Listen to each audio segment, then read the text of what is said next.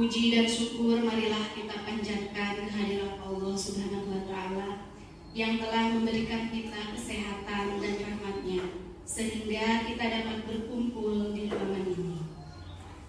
Sholawat beserta salam semoga terlimpah curahkan kepada Habibana wa Nabiyana Muhammad Sallallahu Alaihi Wasallam. Yang terhormat Bapak Kepala Sekolah SD Negeri Jatiwaras, yang terhormat Bapak Ibu Guru yang telah meluangkan waktunya untuk hadir di ruangan ini. Sebelumnya, izinkan saya mengucapkan terima kasih kepada Bapak Ibu Guru, pendidik dan tenaga kependidikan SD Negeri Jatiwaras yang telah meluangkan waktunya untuk hadir dalam diseminasi budaya positif, yang merupakan salah satu tugas sebagai program guru penggerak yang sedang saya jalani. Bapak Ibu Guru, pendidik dan tenaga pendidikan yang saya hormati, pada hari ini kita akan sharing ya. Mohon maaf sebelumnya, di sini saya bukan berarti menggurui ya, saya tidak menggurui, tetapi di sini kita akan sharing dan merupakan salah satu kewajiban saya untuk melalui tugas ini. Nah, baik Bapak Ibu, mohon izinkan saya untuk menyampaikan materi.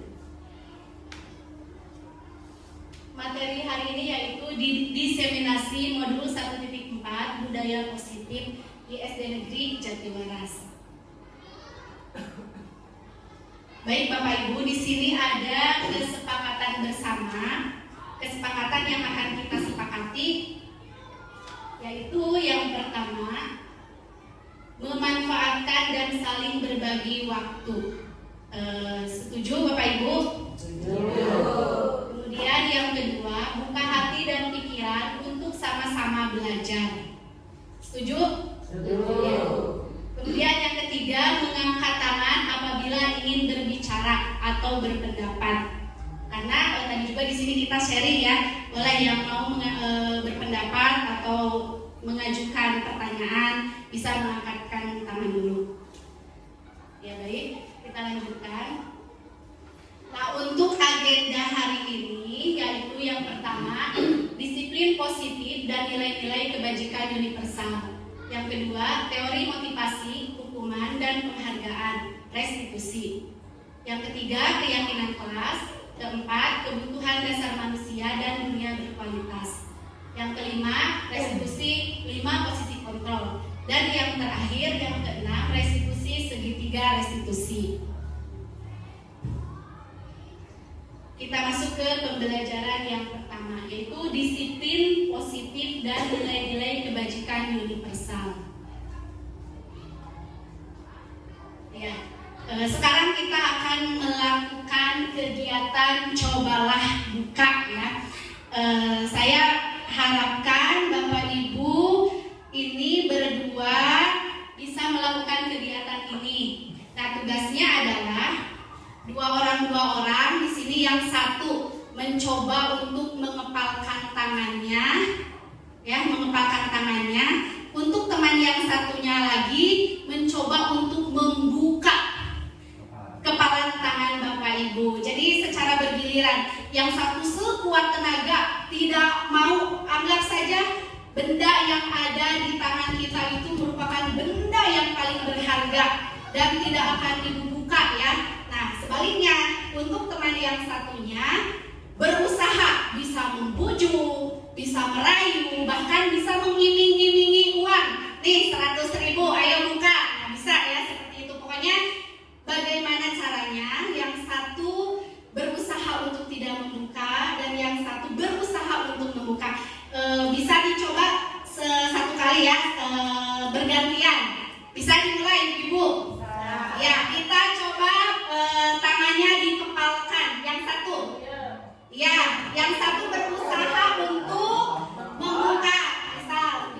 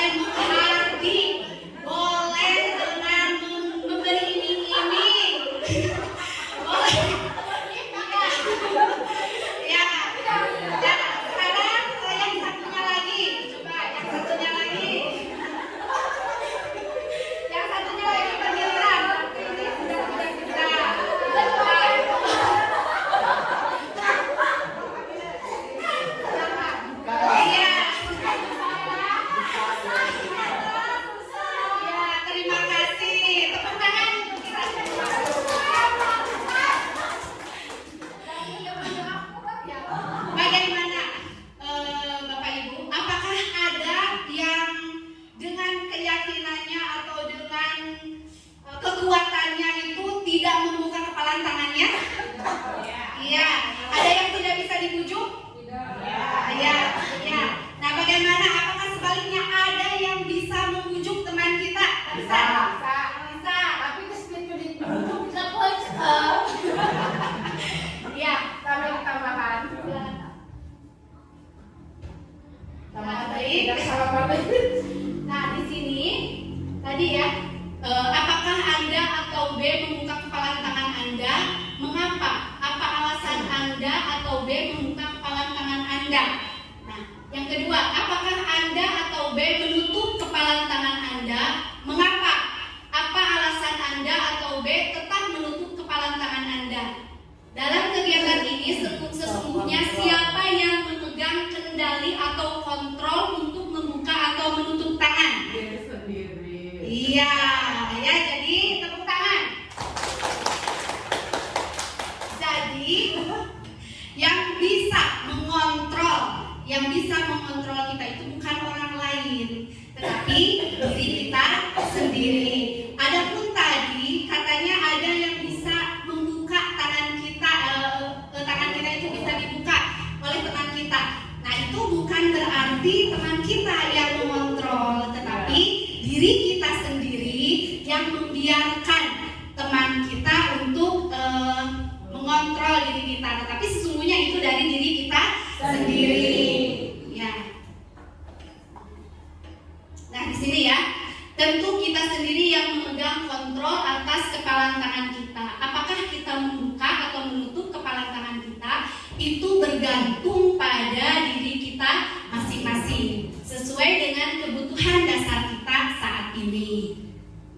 Selanjutnya.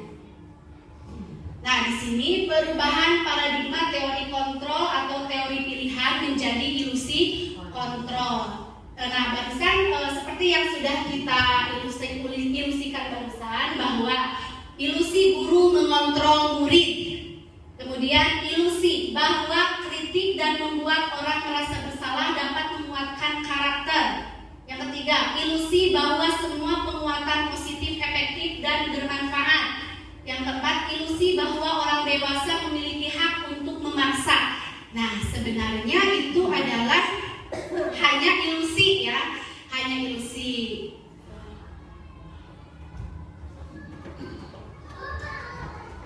Karena kita menganggap, salah satu contohnya untuk di sekolah kita ya, di kelas kita sendiri, kita menganggap bahwa kontrol untuk murid kita itu adalah guru ya yang mengendalikan. Tetapi di sini menurut perubahan paradigma belajar, menurut Dr. William, mengenai kontrol teori, bahwa pada dasarnya kita tidak dapat memaksa murid untuk berbuat sesuatu jikalau murid tersebut memilih untuk tidak melakukannya.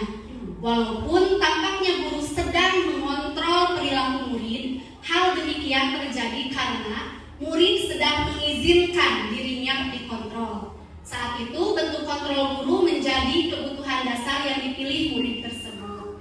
Teori kontrol menyatakan bahwa semua perilaku memiliki tujuan, bahkan terhadap perilaku yang tidak disukai.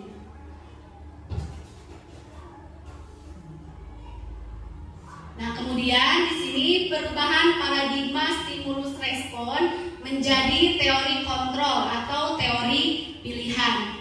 Bagaimana seseorang bisa berubah dari paradigma stimulus respon kepada pendekatan teori kontrol?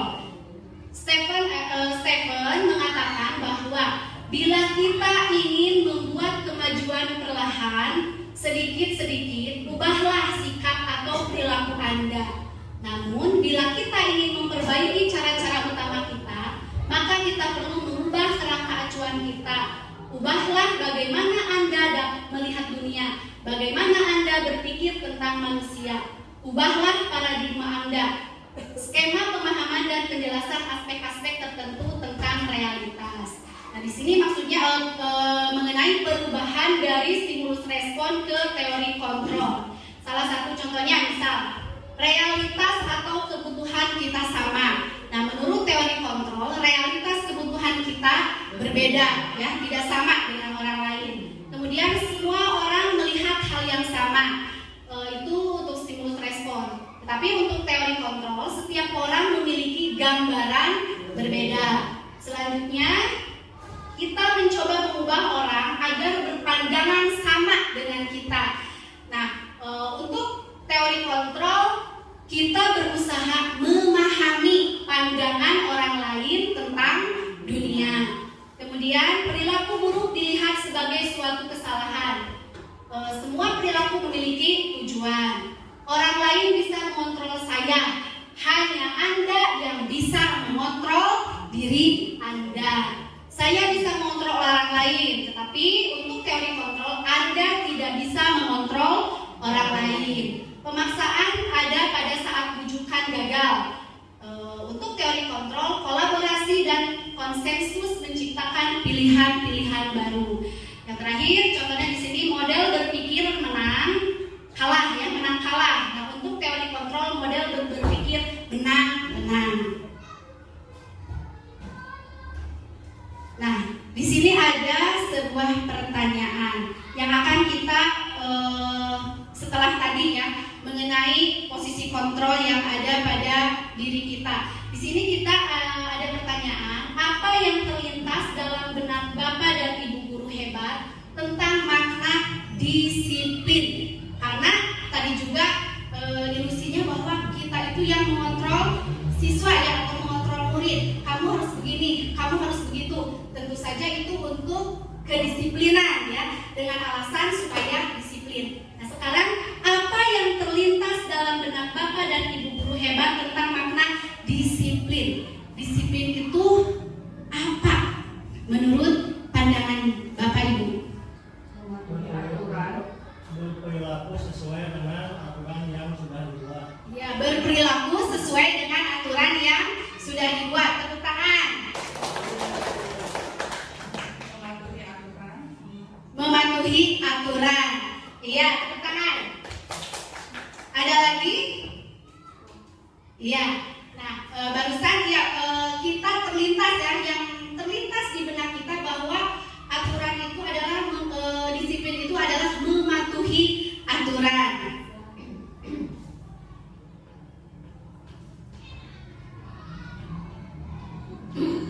Nah, ini disiplin positif. Ini menurut Bapak pendidikan kita ya, bahwa kita tadi cenderung bahwa dalam budaya kita makna kata disiplin dimaknai menjadi sesuatu yang dilakukan seseorang pada orang lain untuk mendapatkan kepatuhan.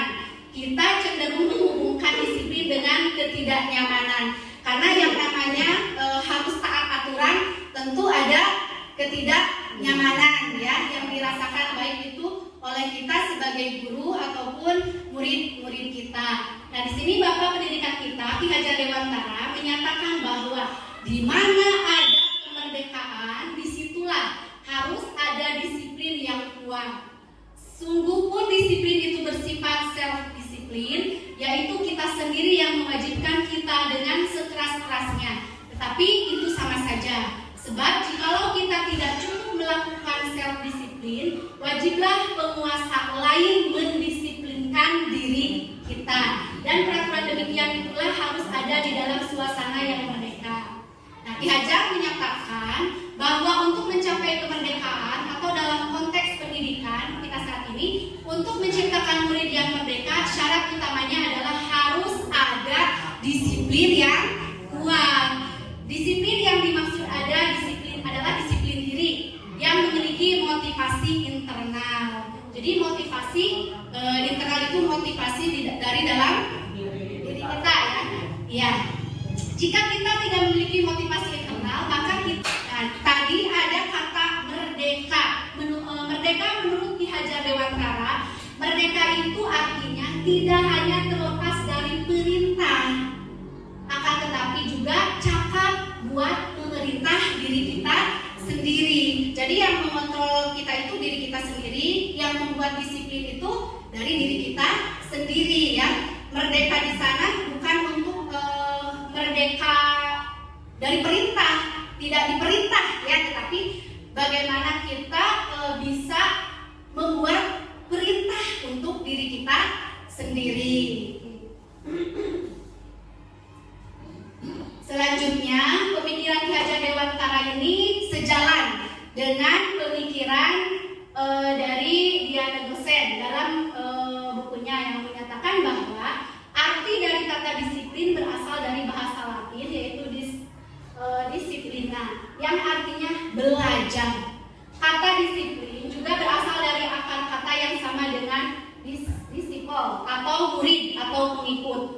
menjadi seorang murid atau pengikut, seseorang harus paham betul alasan mengapa mereka mengikuti suatu aliran atau ajaran tertentu. Sehingga motivasi yang terbangun adalah motivasi intrinsik bukan ekstrinsik. Nah, di sini disiplin sebagai bentuk kontrol diri, yaitu belajar untuk kontrol diri agar dapat mencapai suatu tujuan mulia. Jadi bisa dilihat. Jadi ada dua ya motivasi yang dimaksud di sini. Motivasinya ada motivasi intrinsik dan ada motivasi ekstrinsik. Nah, nilai-nilai kebajikan adalah sifat-sifat positif manusia yang merupakan tujuan mulia yang ingin dicapai setiap individu. Ini berhubungan dengan nilai-nilai kebajikan. Dr. William pada teori kontrol menyatakan bahwa setiap perbuatan memiliki suatu tujuan. Dan selanjutnya, Diana dosen mengemukakan bahwa dengan mengaitkan nilai-nilai kebajikan yang diyakini seseorang, maka motivasi intrinsiknya akan terbangun, sehingga menggerakkan motivasi dari dalam untuk dapat menciptakan tujuan mulia yang diinginkan. Ya, jadi seperti itu Bapak Ibu. Nah, untuk mendisiplinkan diri kita itu tidak terlepas dari nilai-nilai kebajikan yang nantinya dapat menciptakan atau mewujudkan profil pelajar Pancasila. Yaitu, coba di sini profil pelajar Pancasila itu ada apa saja? Berkebinekaan global. Iya. Kemudian? Berbudaya. Iya. Kemudian?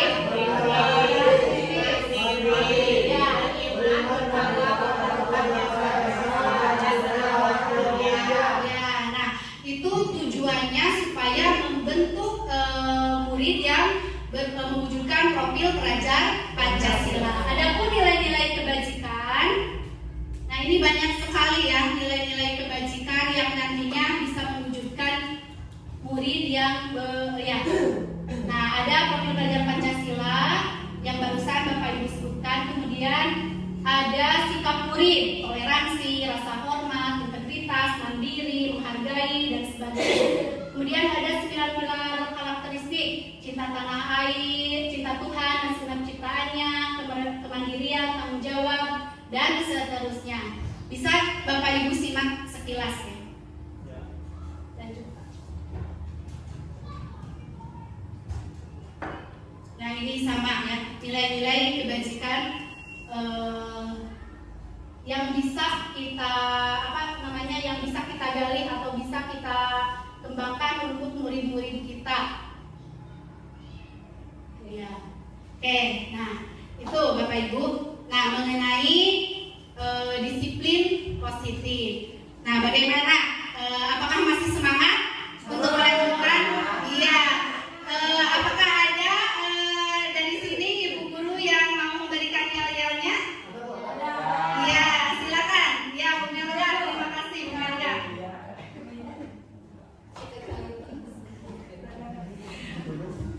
Assalamualaikum warahmatullahi wabarakatuh.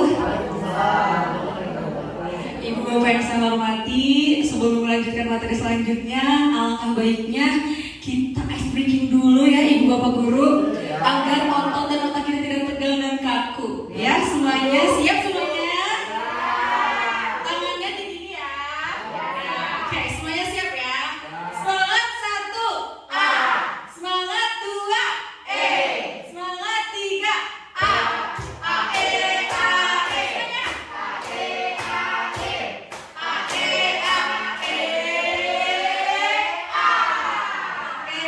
Masya Allah, terima kasih Ibu Bapak Guru yang sudah menikmati ice drinking saya. Assalamualaikum warahmatullahi wabarakatuh. Kembali kepada Ibu Rina. Waalaikumsalam. Terima kasih Ibu Melda, guru hebat ya. Ya, kita lanjutkan Bapak Ibu. Nah, ini mengenai teori motivasi, hukuman dan penghargaan serta restitusi.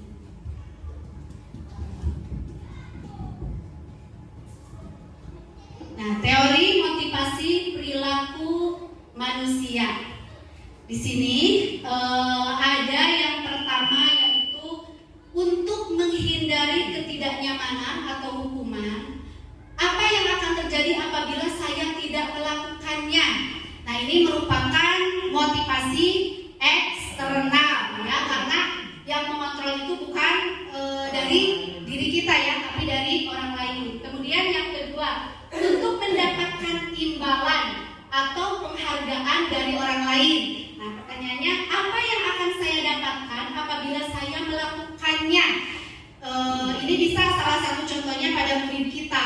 Murid kita melakukan sesuatu karena ingin mendapatkan, ya, mengharapkan imbalan. Nah, ini yang pertama dan yang kedua merupakan motivasi eksternal ya. Jadi dari dua ya, bagus. Kemudian yang ketiga, motivasi internal.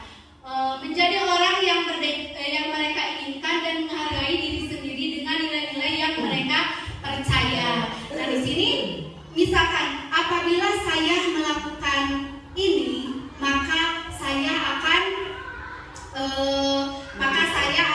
menghargai diri saya dan juga saya akan menaati peraturan, misalnya seperti itu. Nah, itu merupakan motivasi internal yang merupakan tujuan dari disiplin positif yang kita harapkan. Jadi motivasi yang ada dari diri sendiri ya.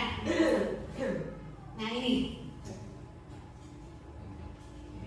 ya, saya akan menjadi orang yang seperti apa bila saya melakukannya.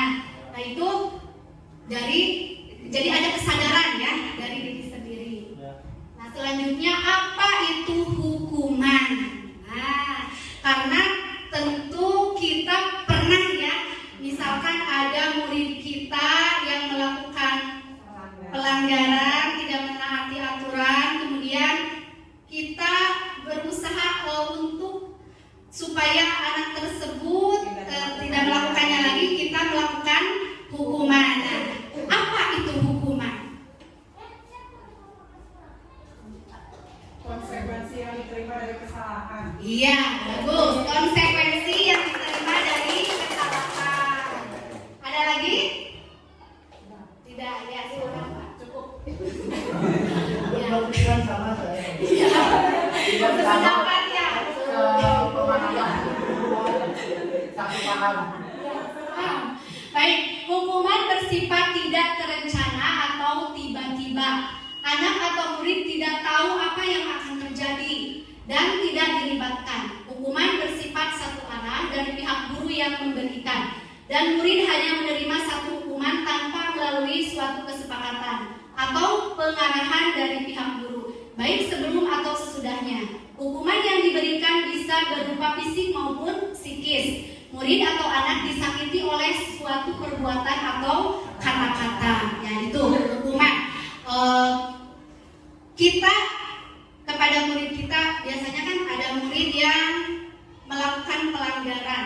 Nah, kamu harus tahu konsekuensinya. Makanya kamu ibu hukum atau seperti itu ya. Bersifat mendadak, tidak ada aba-aba. Jadi langsung spontanitas. Ya, bagus. Tepuk tangan ibu. Iya, tidak ada kesepakatan, tidak ada aba-aba, langsung spontan. Ya, bisa dilanjutkan. Nah, di sini selain tadi menghukum dengan spontan, bisa dengan kata-kata, bisa juga dengan hukuman fisik. Nah, di sini juga ada dihukum oleh penghargaan. Nah, dihukum oleh penghargaan. Kenapa? Kan penghargaan itu kita memberikan apresiasi ya, misalnya seperti itu. Tapi di sini ada dihukum oleh penghargaan. Maksudnya bahwa penghargaan berlaku sama dengan hukuman, dalam arti meminta atau membujuk seseorang melakukan sesuatu untuk memenuhi suatu tujuan tertentu dari orang yang meminta atau membujuk. Dorongannya eksternal dan ada faktor ketergantungan.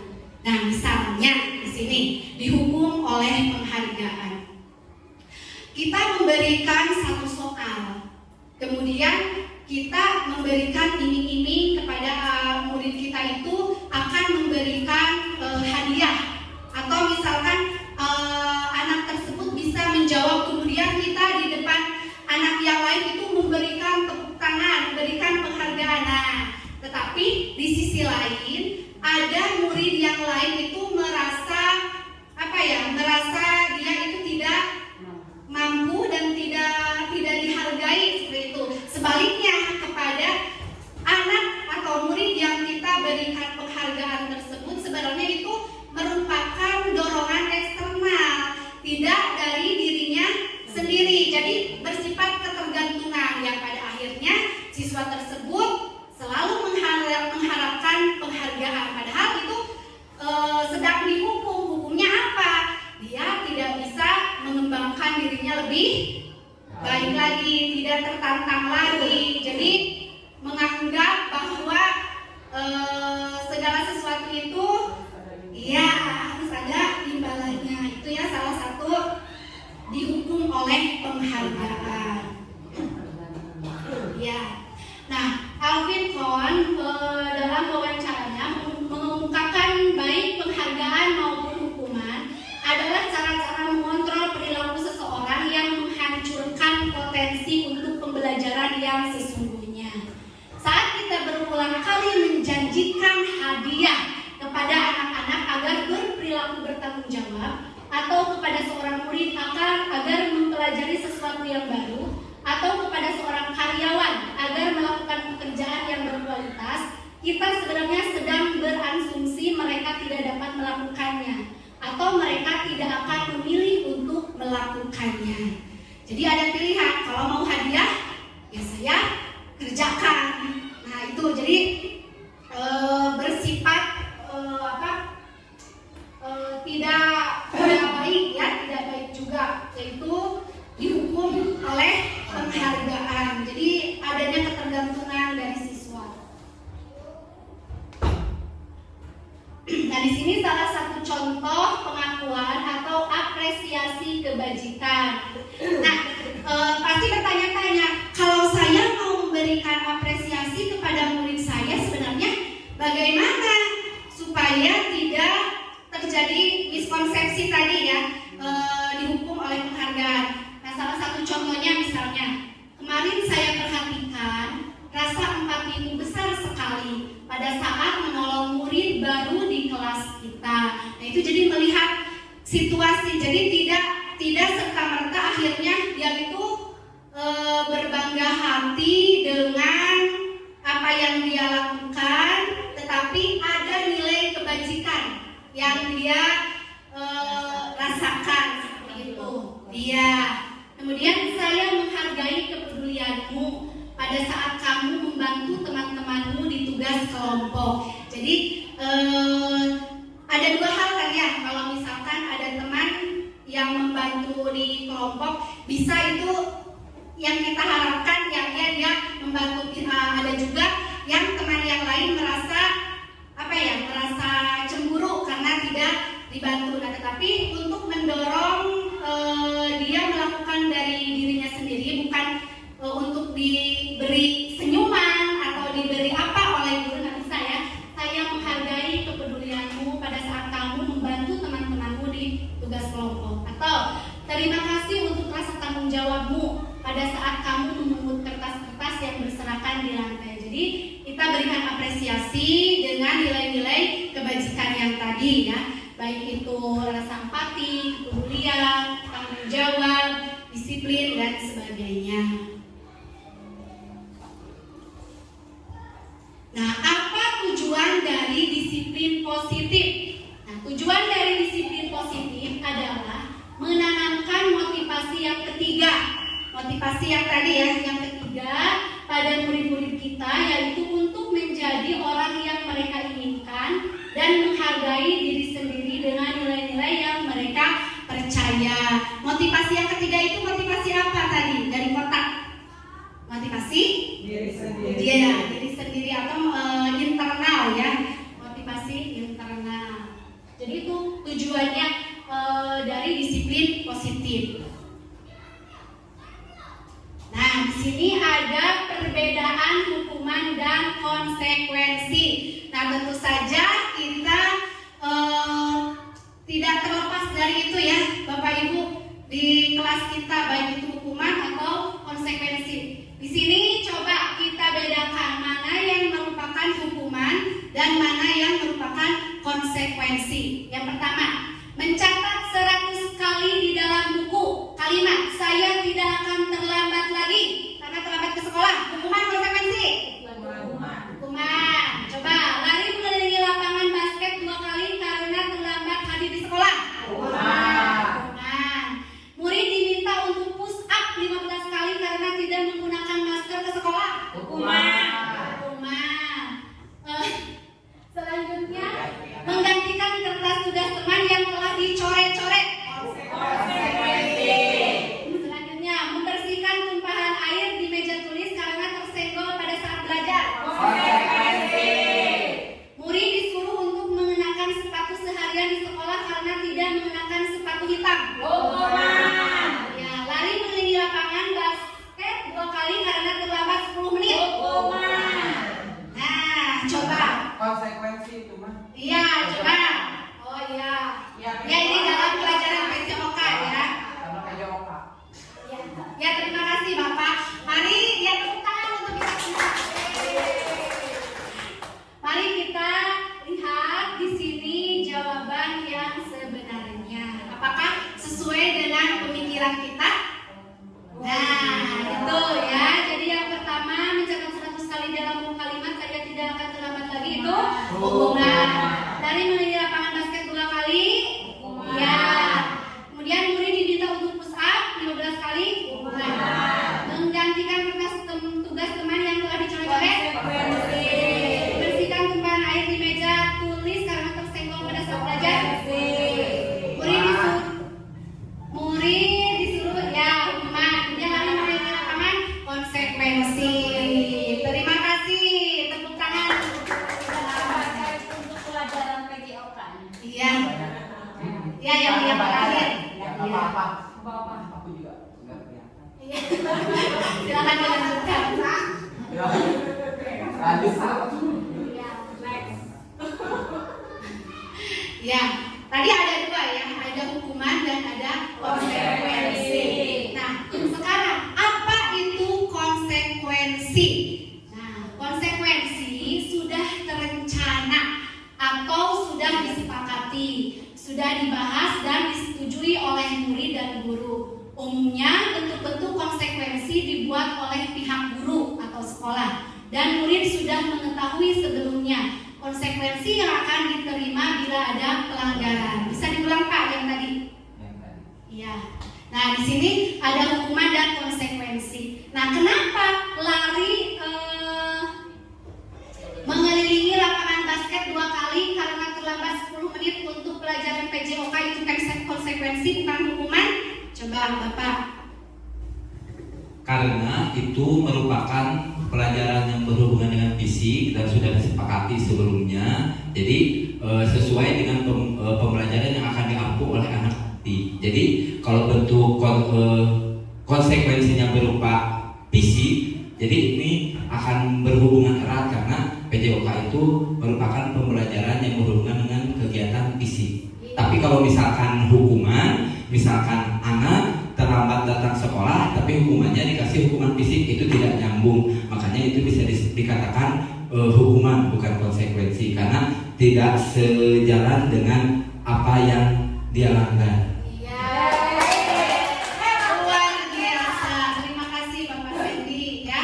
Itu jadi tidak spontanitas tapi ada peraturan atau ada kesepakatan yang dilanggar ya.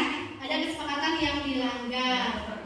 Iya dan ya seperti itu ya. Terima kasih. Lanjutkan. Ya, lanjut. Nah, di sini perbedaan hukuman dan konsekuensi. Nah, kalau hukuman sesuatu yang menyakitkan harus terjadi. Kalau konsekuensi sesuatu harus terjadi.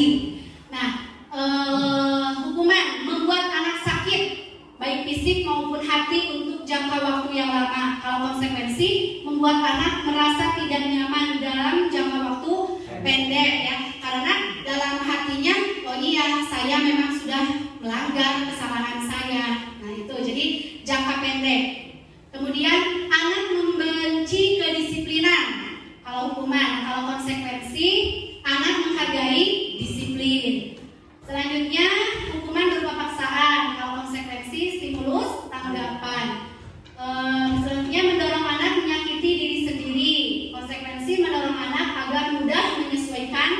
diri.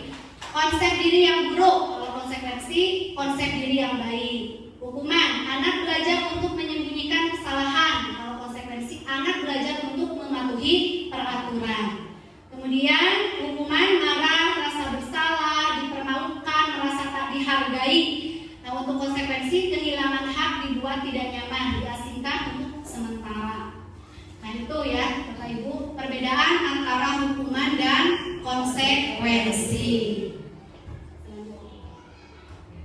Nah, sebelum di sini ada apa itu restitusi? Karena ada tadi hukuman, ada konsekuensi, dan ada restitusi. Nah, restitusi adalah proses menciptakan kondisi bagi murid untuk memperbaiki kesalahan mereka, sehingga mereka bisa kembali pada kelompok mereka dengan karakter yang lebih kuat. Nah, kalau di sini dalam restitusi itu ada berusaha memperbaiki kesalahan ya, sehingga mereka itu kembali pada kelompok mereka. 9 ciri restitusi. Yang pertama, bukan untuk menebus kesalahan, namun untuk belajar dari kesalahan. Jadi kita tidak fokus pada kesalahannya. Bukan berarti tidak membiarkan dia salah ya, tetapi yang lebih di sini kita untuk belajar dari kesalahan supaya tidak mengulanginya lagi. Kemudian yang kedua, memperbaiki hubungan. Yang ketiga, tawaran, bukan paksaan. Yang keempat, restitusi menuntun untuk melihat ke dalam diri. Yang kelima, restitusi mencari kebutuhan dasar yang mendasari tindakan. Yang keenam, restitusi diri adalah cara yang paling baik. Yang ketujuh, restitusi fokus pada karakter, bukan tindakan.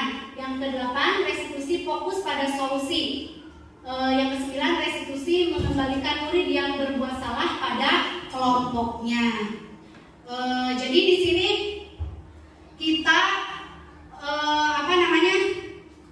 siswa tersebut tidak merasa gagal ya, tidak merasa frustasi dengan kesalahannya, tapi dia itu bisa berusaha untuk mengembalikan kepercayaan dirinya dan mencari solusi untuk kesalahannya. Baik Bapak Ibu, sebelum kita lanjut, nah di sini kita ada permainan supaya Ibu lebih fokus ya, lebih semangat. Nah, perhatikan clue-nya, ingat pada clue-nya. Ini 1, ya. Yang ini 2. Dan yang ini 3. Ini 1. Yang ini 2. Dan yang ini 3. Ingat pada clue-nya.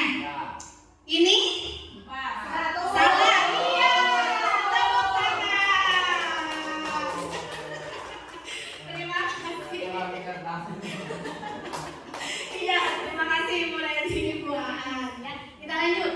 Nah, di sini untuk yang tiga dari yang sudah disampaikan tadi mengenai hukuman, konsekuensi, dan restitusi, ini ada merupakan identitas gagal dan ada identitas sukses. Kemudian berdampaknya itu negatif, netral, dan positif. Nah, bisa kita simak sekilas ya Bapak Ibu. Di sini untuk hukuman, sesuatu yang menyakitkan harus terjadi. Untuk konsekuensi, sesuatu harus terjadi. Restitusi merupakan pilihan. Nah, selanjutnya tidak nyaman untuk murid atau anak untuk jangka waktu panjang menunggu hukuman. Kalau konsekuensi, tidak nyaman untuk murid atau anak untuk jangka waktu pendek. Bisa disimak sekilas Bapak Ibu. Nah, ini perbedaan hukuman, konsekuensi, dan restitusi. Kemudian yang merupakan nantinya identitas gagal atau identitas sukses bagi anak. Berarti di sini yang lebih baik atau bisa kita terapkan kepada murid kita itu yang mana Bapak Ibu? Hukuman, konsekuensi, atau restitusi? Konsekuensi dan restitusi. Iya, kalau hukuman bersifat negatif tentu itu negatif ya, negatif. Kemudian ya konsekuensi netral dan restitusi positif. Ya, lanjut. Nah, sekarang sekarang ke pembelajaran ketiga, yaitu keyakinan kelas. Mengapa kita memiliki, ini ada pertanyaan, mengapa kita memiliki peraturan tentang penggunaan helm pada saat mengendarai kendaraan roda 2 atau motor? Supaya melindungi kepala kita, Melindungi kepala. saat perjalanan. Iya. Iya, supaya melindungi diri kita dari kecelakaan, melindungi kepala kita, ya, dari benturan atau apa. Nah ini, ya jawabannya untuk keselamatan ya. Ya, kemungkinan jawaban Anda adalah keselamatan. Jadi, kemudian mengapa kita memiliki peraturan tentang penggunaan masker dan mencuci tangan setiap saat? Menjaga kesehatan. Iya, menjaga kesehatan. Nah, iya, kesehatan, kebersihan, keselamatan juga supaya tidak tertular infeksi ya, atau penyakit. Nah, nilai-nilai keselamatan atau kesehatan inilah yang kita sebut sebagai suatu keyakinan. Mengapa tidak peraturan saja? Mengapa harus keyakinan kelas? Yang kelas disepakati sebelumnya. Kalau peraturan kan cenderung lebih dari pemaksaan dari orang. Iya, iya, iya. Tepuk tangan. Ya. Kalau peraturan berasal dari eksternal, dari luar asalnya, tapi kalau keyakinan itu asalnya dari diri sendiri. Iya. Terima kasih. Tepuk tangan Bapak, Ibu hebat. Ya. Nah, Nah, ini ya mengenai peraturan kelas, keyakinan kelas yang barusan. Nah, kalau peraturan kelas ya tadi itu dari yang nantinya itu dari orang lain ya. Jadi motivasinya eksternal, dibuat oleh sekolah misalnya, dibuat oleh guru. Nah, itu lebih ke sedikit ya, motivasi dari diri sendirinya itu lebih sedikit. Nah, kalau keyakinan kelas itu disepakati bersama dari diri sendiri atau dari murid ya, dari murid untuk kesepakatan ya, guru dan murid kesepakatan bersama. Nah, adapun di sini untuk peraturan kelas yang kemudian nantinya akan menjadi keyakinan kelas, kalau sudah ditanamkan dari keyakinan kelas, maka akan tercipta lingkungan positif baik di kelas maupun di sekolah yang nantinya akan tercipta budaya yang positif yang lebih besar lagi. Iya.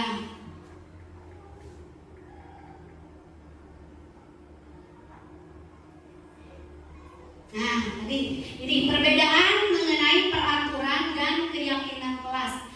Misalkan peraturan selalu kembalikan buku ke tempatnya. Kemudian dilarang mengganggu orang lain, hadir di sekolah 15 menit sebelum pembelajaran dan seterusnya. Nah, misalkan yang pertama untuk peraturan selalu kembalikan buku ke tempatnya. Nah, itu kan dari kata-katanya juga bersifat bagaimana ya Pak? Pemaksaan. Iya, pemaksaan. Jadi tidak dari diri kita sendiri ya. Nah, bagaimana dengan keyakinan kelasnya kira-kira? Setelah digunakan disimpan kembali. Ya, setelah digunakan disimpan kembali. Ya, bagus. Kemudian harus bertanggung jawab. Nah, yang selanjutnya, iya, ya dibuka saja. Nah, ini ya. Jadi untuk keyakinan kelasnya tadi kan dikembalikan, disimpan kembali ya, itu merupakan nilai kebajikan, bentuknya itu tanggung jawab. Nah, kemudian dilarang mengganggu orang lain, itu menghormati orang lain. Kemudian hadir di sekolah 15 menit sebelum pembelajaran dimulai, itu juga menghormati orang lain dan berkomitmen. Kemudian dilarang melakukan kekerasan, keselamatan, menghormati orang lain. Dilarang menggunakan narkoba, itu keyakinannya kesehatan. Bergantian atau menunggu giliran, menghormati orang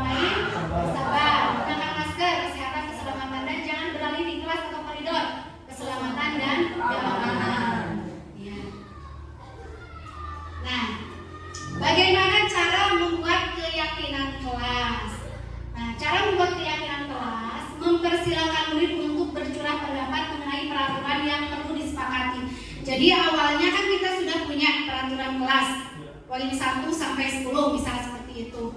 Nah di sini kita mempersilakan murid kita untuk bercurah pendapat atau menyampaikan pendapatnya mengenai peraturan yang perlu disepakati. Misalkan seperti tadi ya, ada 15 menit sebelum masuk, berarti itu ke bentuknya disiplin atau tanggung jawab ya seperti itu. Nah, kemudian mencatat semua masukan murid di papan tulis atau kertas besar. Bisa dengan murid-murid kita diberikan not ya atau kertas, kemudian ditempelkan ya pendapat-pendapat mereka itu apa, dicatat kemudian disimpan di papan tulis ya. Kemudian susunlah keyakinan kelas dengan mengganti kalimat negatif seperti misalkan dilarang membuang sampah, bisa kita ganti dengan kalimat positif iya, dan sesuai dengan nilai-nilai kebajikan atau bisa dengan kebersihan ya seperti itu. Nah kemudian tinjau kembali hasil curah pendapat, ajak murid untuk menemukan nilai kebajikan. Tadi dilarang membuang sampah sembarangan, kemudian diubah maksudnya buanglah sampah pada tempatnya. Iya, iya. Kita lihat nilai-nilai kebajikannya tentang apa? Oh, tentang kebersihan. Selanjutnya, beberapa peraturan disatukan ke dalam keyakinan. Yang keenam, semua warga kelas meninjau ulang, menyetujui dan menandatangani. Kemudian yang terakhir diletakkan atau disimpan di tempat yang mudah terlihat. Nah itu ya Bapak Ibu dalam cara membuat keyakinan kelas yang nantinya bisa ditanamkan atau bisa oleh siswa kita untuk menciptakan budaya yang positif. Selanjutnya Pak. Ini yang keempat mengenai pembelajaran 4 mengenai kebutuhan dasar manusia dan dunia berkualitas. Nah ini seluruh tindakan manusia memiliki tujuan tertentu. Semua yang kita lakukan adalah usaha terbaik kita untuk mendapatkan apa yang kita inginkan. Ketika kita mendapatkan apa yang kita inginkan, sebetulnya saat itu kita sedang memenuhi satu atau lebih dari satu kebutuhan dasar kita, yaitu kebutuhan untuk yang pertama bertahan hidup, ya, kemudian kasih sayang dan rasa diterima, kemudian kebebasan, kemudian kesenangan dan penguasaan. Nah ini ada 5 dasar kebutuhan manusia. Yang pertama bertahan hidup, yang kedua kasih sayang dan rasa diterima, yang ketiga kebebasan, yang keempat kesenangan, yang kelima penguasaan. Ya, terima kasih. Nah di sini ada pertanyaan pemantik. Ibu Ambar, guru wali kelas 2A di SD Pelita Hati, sedang bingung menghadapi ulah salah satu murid di kelasnya Doni. Beberapa anak di kelas 2A telah datang padanya dan mengeluhkan Doni yang seringkali meminta bekal makan siang mereka dengan paksa. Jika Anda menghadapi situasi seperti Ibu Ambar, apa yang akan Anda lakukan? Menurut Anda, kira-kira apa alasan Doni melakukan hal ini? Jadi sering ya kita mendapatkan aduan dari murid-murid kita bahwa ada salah satu murid kita misalnya melakukan hal seperti ini, meminta jajannya temannya atau meminta bekal. Nah, lanjutkan Pak. Nah sekarang kita akan cari kira-kira Doni itu kenapa dia itu melakukan hal seperti itu. Kemungkinannya yang pertama, dia lapar dan orang tuanya tidak membawakannya bekal makan siang. Bisa ya? Kemungkinan dia lapar. Nah untuk kebutuhan dasar yang tidak terpenuhi oleh Doni adalah bertahan hidup. Tentu saja kalau lapar, tidak punya uang, dia akan meminta bekal orang lain. Ya, daripada pingsan, pertanyaan itu ya. Selanjutnya, dia merasa senang temannya jadi memperhatikan dia. Ketika temannya dan gurunya memberitahu orang tuanya sehingga orang tuanya jadi memperhatikan dia. Kira-kira kebutuhan dasarnya apa? Kasih sayang dan rasa diterima. Yang mana nantinya guru akan menyampaikan hal tersebut kepada orang tuanya, kemudian orang tuanya menjadi memperhatikannya. Kurang perhatian, kurang kasih sayang. Ya. Selanjutnya dia merasa hebat karena temannya jadi takut dengan dia dan menuruti keinginannya. Nah, kebutuhan dasarnya adalah kekuasaan. Kami dinanya mah PPDKREN. Nah, jadi sialeh kurang, siun kurang. Nah, itu ya. Jadi, ceker. Selanjutnya, dia merasa bosan dengan bekal makanan yang dibawakan ibunya dari rumah. Karena ibunya selalu membawakan bekal yang sama. Oleh karena itu, dia ingin mencoba makanan teman-temannya yang beraneka ragam. Nah, ini anak tersebut merasa bekal makanannya itu saja, membosankan ya. Jadi kebutuhan dasarnya adalah kebebasan ya. Dia ingin makanan yang lain. Iya, mie dei. Ingin bervariasi. Iya, begitu ya, ingin bervariasi. Jadi ingin kebebasan untuk memilih makanan yang dia sukai atau sesuai yang dia sukai. Selanjutnya, dia melakukannya karena iseng saja dan dia menikmati ekspresi wajah teman-temannya yang kesal karena diambil makanannya. Nah, ini dia mah murid Pak Asep.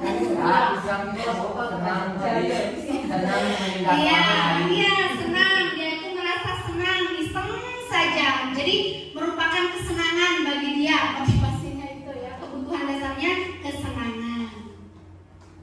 Selanjutnya yang kelima yaitu 5 posisi kontrol. Ya. Nah, Bapak Ibu, di sini ada 5 posisi kontrol. Yang pertama penghukum, yang kedua pembuat orang merasa bersalah, yang ketiga teman, yang keempat pemantau, yang kelima manajer. Kira-kira Bapak Ibu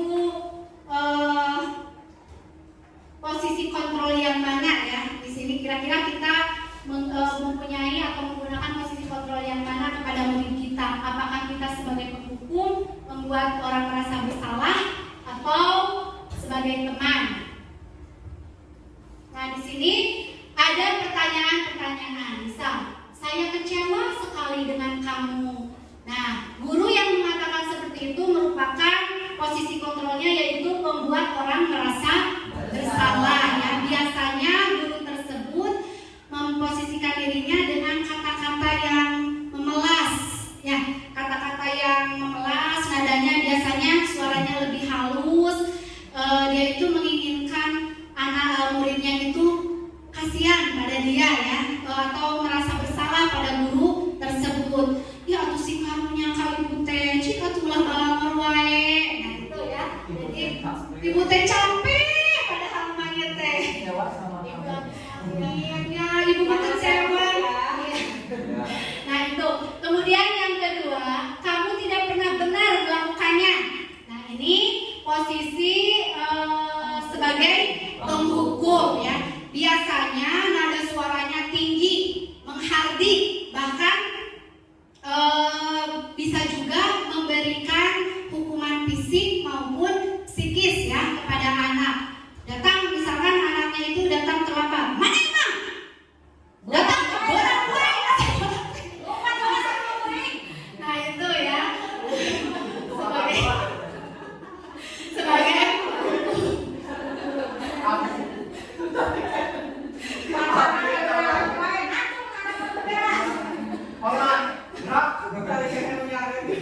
iya itu. Nah selanjutnya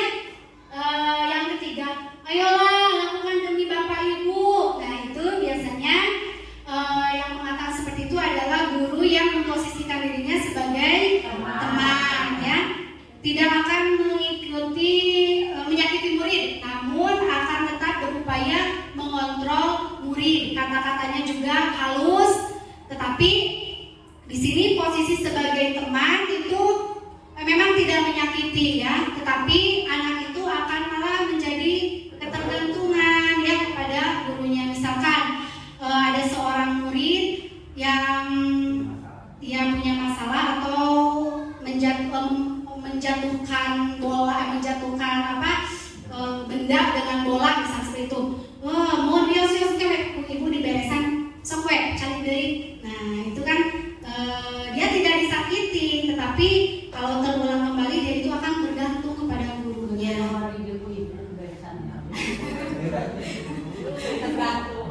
Ya. Selanjutnya, apakah kamu mau mendapatkan stiker bintang hari ini? Nah, itu posisinya sebagai pemantau atau mengawasi ya, pemantau atau mengawasi. Biasanya di sini siswa juga ketergantungan ya. Kalau tidak ada gurunya, dia melakukan kesalahan, dia juga akan bergantung kepada gurunya. Selanjutnya, bagaimana kamu bisa menyelesaikan masalah ini? Nah, kalau ini adalah sebagai manajer. Biasanya guru sebagai manajer ini merupakan mentor untuk berbuat sesuatu bersama murid, untuk mempertanggungjawabkan perbuatannya dan menemukan solusi, ya, menemukan solusi dari apa yang dihadapi oleh muridnya. Nah, yang terakhir ini kamu selalu yang paling terakhir. Mana emang ngajak tugas terakhir akhir. Ya, dengan ya mata yang buka yang ini ya sebagai penghukum.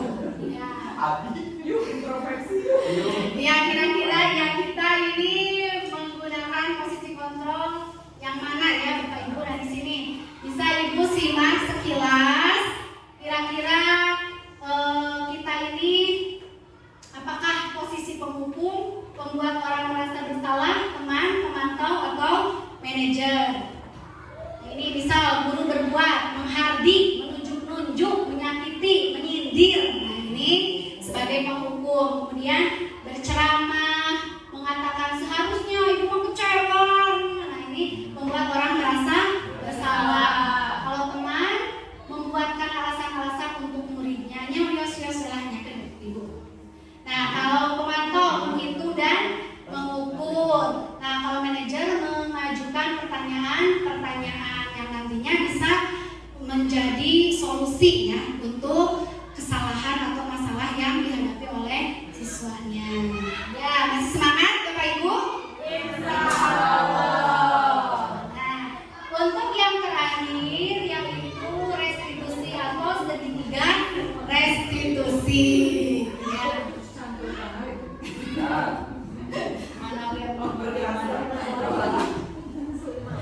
Nah, untuk segitiga restitusi ini ada 3 ya tahapannya.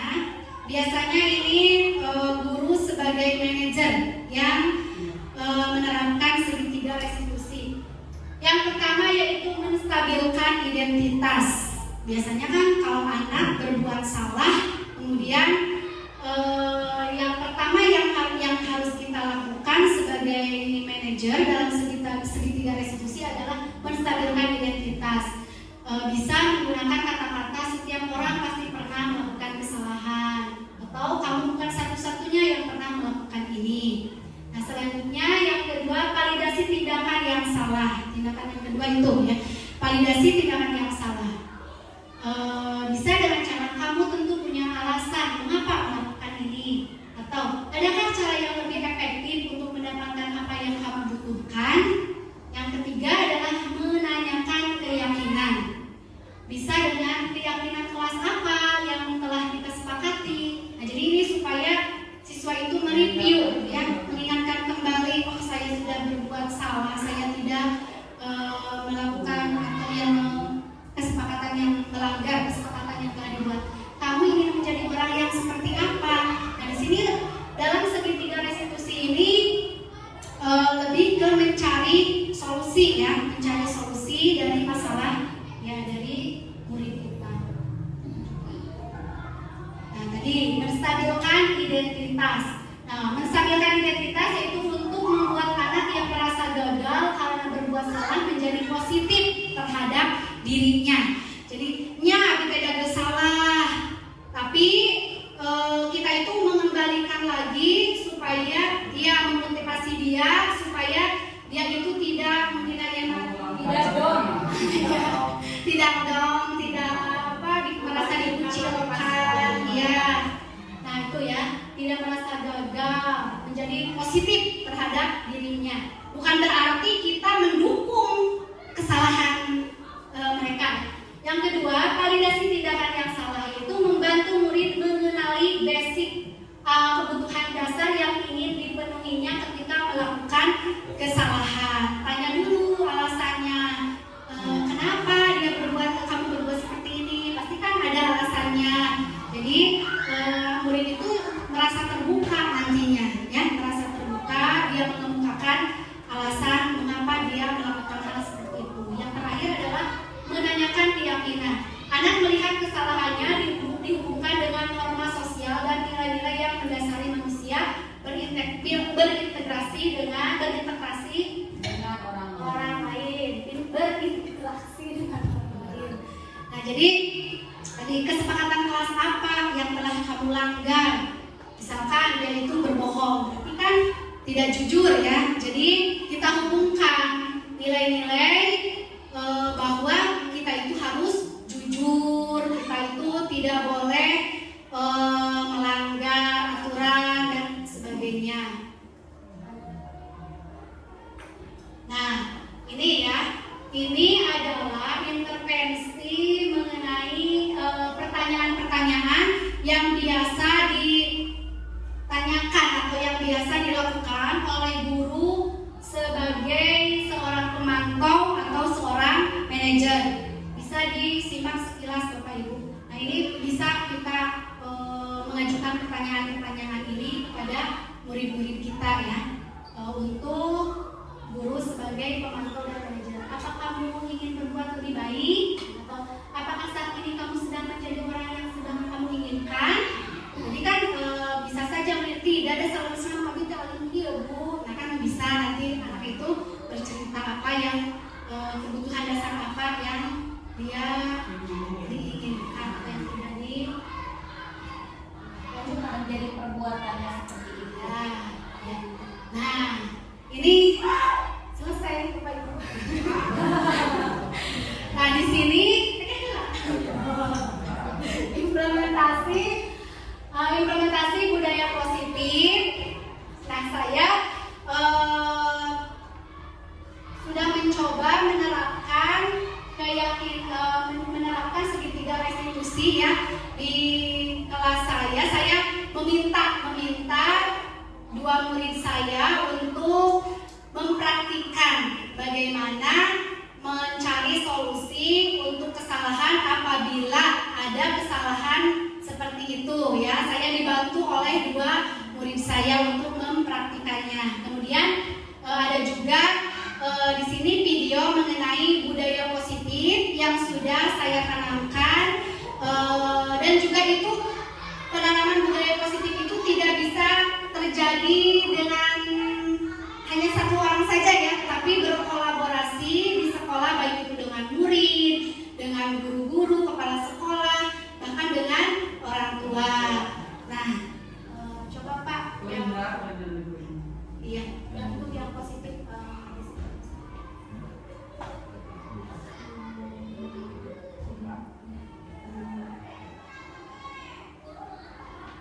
Disiplin positif dan nilai-nilai kebajikan universal di SD Negeri Jatiwaras.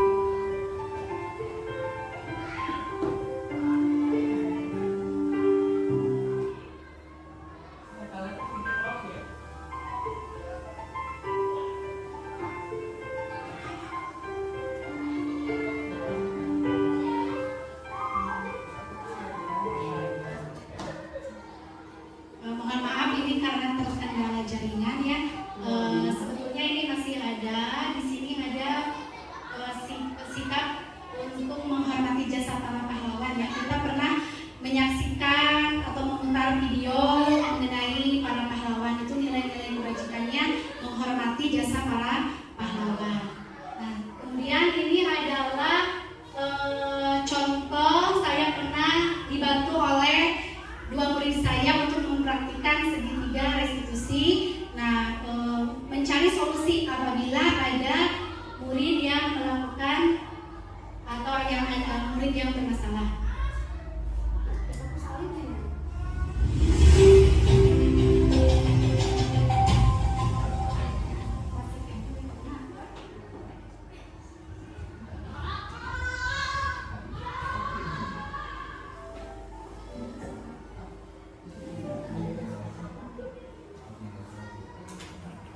Ya, nah ini mempraktikkan segitiga restitusi ini bisa kita terapkan di sekolah kita apabila ada siswa yang melakukan kesalahan atau mempunyai masalah. Jadi kita itu tidak fokus pada kesalahan anaknya, ya, tetapi kita fokus pada penyelesaian masalahnya supaya anak didik kita atau murid kita tidak melakukan kesalahan lagi, ya, dan dia bisa kembali berkumpul ke kelompoknya. Go. Tadi kan kelas ya langsung ya Bapak Ibu.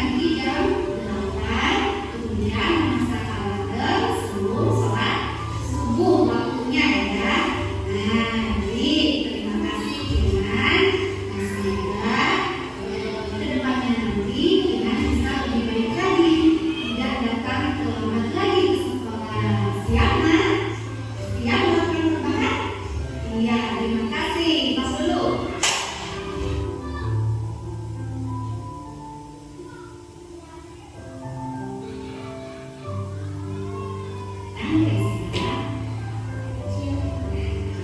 Raisa sudah istirahat? Raisa, tahu tidak kenapa Raisa dipanggil ke sini?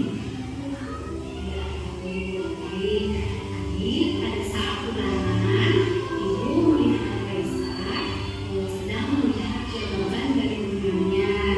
Raisa sedang mencontek, betul tidak? Ya. Nah, Raisa tahu mencontek itu perbuatan yang baik atau tidak baik? Tidak baik. Ya, setiap manusia pasti pernah melakukan kesalahan. Ya, Raisa juga tadi melakukan kesalahan yaitu mencontek. Karena ibu juga sebagai manusia pernah melakukan kesalahan. Dan di sini ibu bukan mencari siapa yang salah atau menyalahkan siapa, tetapi di sini ibu mau membantu Raisa untuk menyelesaikan masalah Raisa supaya Raisa tidak mencontek lagi. Ya. Nah, Raisa pasti punya alasan kenapa Raisa tadi mencontek saat ulangan. Coba ceritakan. Tidak belajar. Apa yang Raisa lakukan sehingga Raisa tidak belajar? Atau main? Oh, main apa? Main HP. Jadi Raisa tidak bisa menjawab ulangan karena semalam Raisa tidak menghafal ya. Raisa malah main HP. Raisa masih ingat tidak dengan kesepakatan kelas kita dulu yang pernah kita buat di awal? Masih. Apa keyakinan kelas kita? Ya, jujur dalam bertindak. Nah, sifat jujur itu apakah baik? Ya, baik ya. Di sini jadi Raisa sudah melanggar kesepakatan kelas kita yaitu tidak jujur ya dalam bertindak. Seharusnya kita itu harus jujur dalam bertindak, tidak boleh mencontek. Nah, sekarang yang akan Raisa lakukan supaya Raisa tidak mencontek lagi. Belajar, berdoa, ya, bekerja, selanjutnya ya. Jadi Raisa meyakini bahwa Raisa akan belajar, kemudian bekerja semampunya dan berdoa kepada Allah supaya tidak mencontek lagi. Bagusnya kalau Raisa sudah yakin, kapan Raisa akan mulai melakukan hal tersebut? Hari ini. Bagus ya. Semoga Raisa bisa lebih baik lagi. Ya, terima kasih Raisa. Terus dulu.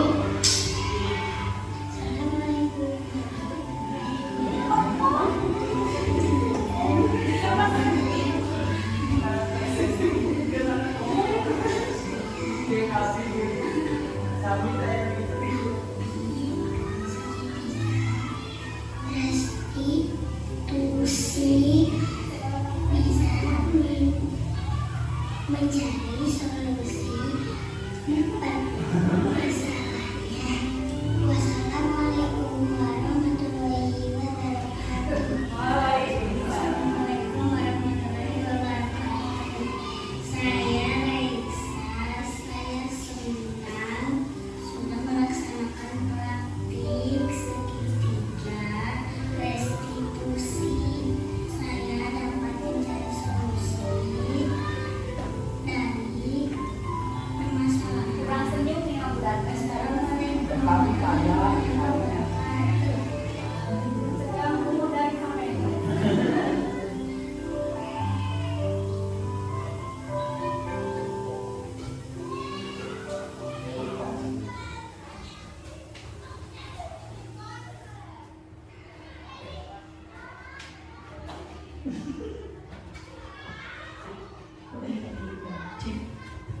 Ya, terima kasih Bapak Ibu, guru-guru hebat semua, masih semangat ya, tepuk tangan untuk semuanya. Baik, dari materi yang barusan telah saya sampaikan, apakah Bapak Ibu sudah memahami atau paham mengenai segitiga restitusi? Ya, ada tahapan-tahapannya. Ya baik, terima kasih. Nah, selanjutnya ini ada refleksi ya. Refleksi. Hal baru apa yang mengubah paradigma saya yang saya dapatkan?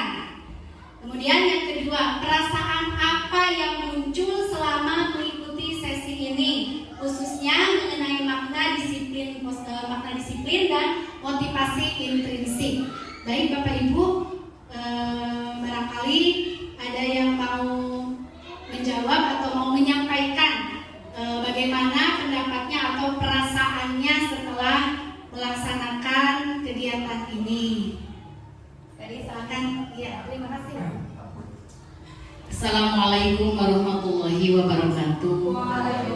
Setelah saya menyimak kajian Ibu dari awal sampai akhir, mungkin kalau misalkan kita rasakan sebagai guru itu berat.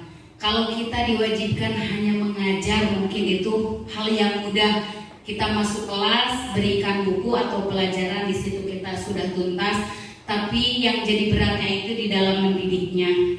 Sementara pendidikan yang diberikan kepada siswa, baik itu hukuman atau itu teguran, mungkin yang pertama kita harus paham itu kesadaran diri kita. Karena di dalam kita menghadapi anak-anak itu, di dalam satu kelas ini benar bervariasi, karena datang dari ke sekolah ini bukan dari satu rumah tangga, mungkin dari banyak rumah tangga lainnya. Terutama tadi saya menyimak di dalam menegur atau menanya anak, mungkin si anak itu melakukan hal seperti itu. Contohnya misalkan yang lagi marah sekarang di kelas 1, contohnya kehilangan uang. Tidak mungkin uang itu akan hilang kalau tidak anak yang mengambil. Nah, di dalam menyikapinya, kita itu bertanya kadang dengan emosi. Kenapa? Kan itu perbuatan maling. Kadang si anak itu kan down dulu ya. Tapi kalau kita misalkan dengan kelembutan, rumah maksudnya anak artos, nah nanti anak itu akan terbuka. Oh iya Bu, di sana ku abi da abin tadi bekelan ku mama. Mungkin anak itu berbuat seperti itu karena memang tidak diberi bekal oleh orang tuanya di rumah. Tapi kan kita, kalau misalkan kita tidak sadar dulu sebelum menanya itu, karena awalnya itu dari emosi kita dulu. Karena apa? Karena memang utamanya ya saya mendidik guru agama Islam, di dalam istighosa, di dalam pengajian-pengajian yang lainnya, berbicara ke anak itu yang pertama tingkat kejujuran. Tapi mungkin tadi juga berangkat dari rumahnya itu, anak itu membawa suatu permasalahan. Kadang kita, apakah kita mampu memecahkan hal permasalahan anak itu atau tidak. Nah, disitulah mungkin kita sebagai guru harus pandai-pandai menyikapi, karena tidak semua anak itu karakternya sama, dan tidak semua anak itu berangkat dari rumah itu membawa ketenangan dan kenyamanan. Mungkin itu yang saya bisa sampaikan. Wassalamualaikum warahmatullahi wabarakatuh. Waalaikumsalam warahmatullahi wabarakatuh. Luar biasa, tepuk tangan. Ya, luar biasa ya. Ya, seperti itu, bahwa kita harus lebih bersabar ya Bu ya, untuk mengontrol emosi kita ya, mengontrol emosi kita dalam menghadapi murid-murid kita, untuk bisa menerapkan disiplin positif, menerapkan budaya positif yang ada di sekolah kita untuk kebaikan bersama ya, untuk kebaikan semuanya. Bagus, terima kasih Ibu. Apakah ada lagi yang mau menyampaikan pendapat? Ya, silakan Bapak. Assalamualaikum warahmatullahi wabarakatuh. Sesuai refleksi dari dua pertanyaan berikut, banyak sekali hal baru yang saya dapatkan dari apa yang sudah disampaikan oleh Bu Linda tadi. Kemudian dari apa yang sudah dijelaskan, mungkin ke depan kami bisa mengubah paradigma ke depannya bagaimana cara menghadapi anak-anak yang bermasalah. Kemudian untuk pertanyaan kedua, perasaan yang saya dapatkan selama mengikuti sesi ini sangat luar biasa ya Bu ya, karena banyak sekali ilmu yang saya dapatkan dari 5 pembelajaran tadi yang sudah disampaikan. Kemudian makna disiplin dan motivasi intrinsik ini sangat berhubungan ya Bu ya, karena disiplin itu akan terbentuk ketika muncul dari motivasi dirinya sendiri. Nah, kemudian yang paling menarik adalah ketika kita sebagai guru yang memiliki 5 posisi kontrol. Kadang menjadi dilema ya, bahwa sebagai seorang guru itu ketika yang Bu Linda jelaskan harus diusahakan bisa menyelesaikan masalah dengan cara segitiga restitusi, tapi di sisi lain juga karena anak itu tidak sama, ada juga anak yang harus dihadapi dengan posisi kontrol sebagai kita penghukum. Karena apa? Dari 50 anak mungkin tidak sama ya Bu ya, karena ada anak yang bisa sesuai penyelesaiannya kita sebagai posisi teman atau manajer menggunakan segitiga restitusi. Tapi kalau yang susah biasanya kembali lagi ke awal sebagai si penghukum. Dan maneh mah gitu wae, maneh mah berang wae. Dan itu saya merefleksikan diri saya sendiri juga. Kadang karena guru juga manusia ya Bu ya, bukan lokal aja yang manusia, guru juga manusia. Jadi ketika ada sedikit nada tinggi mungkin itu bisa, kalau guru sih bisa merefleksikan diri, mungkin besok juga bisa berubah lagi, meminta maaf atau seperti apa. Jadi yang menjadi dilema untuk saat ini sementara yaitu ketika menanamkan 5 posisi kontrol tadi yang agak sedikit sulit dari ke penghukum menjadi manajer. Itu mungkin segitu refleksinya. Barangkali dari teman-teman lain ada ya. Terima kasih, luar biasa. Tepuk tangan Mas Hendy. Ya, bagaimana yang lain ada yang mau sharing atau menyampaikan pendapatnya mengenai refleksi? Sudah cukup. Ya, terima kasih Bapak Ibu. Kesimpulannya, mari kita ciptakan budaya positif di sekolah kita supaya tercipta sekolah yang aman dan nyaman bagi kita semua ya, baik bagi murid, bagi guru maupun semua warga sekolah, dan bisa menerapkannya pun di masyarakat ya, nilai-nilai kebajikan kita semuanya ya. Terima kasih, sekian dari saya. Mohon maaf atas segala kekurangannya.